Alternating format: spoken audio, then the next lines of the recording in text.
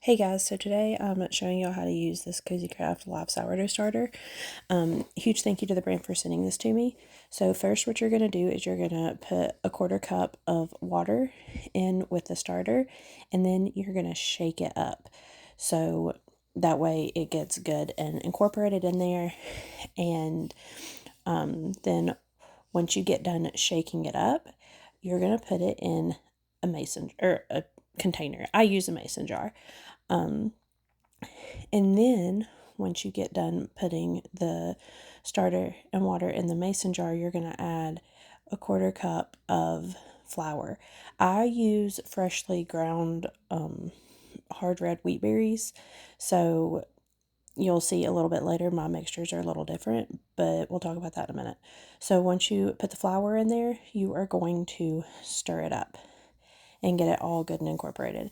And then from here on out, this is just how I do things. I prefer to do them with a scale. So I weigh my mason jar and then I write the weight on the bottom. And it's also helpful if you write the weight of the starter that you're going to leave in the mason jar down there too.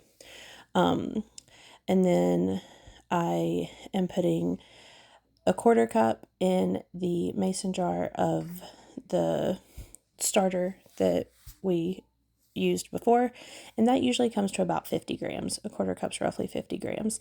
And then I add in my freshly ground flour. Now, you don't have to use freshly ground flour, you can use whatever flour you want. I just like fresh ground flour.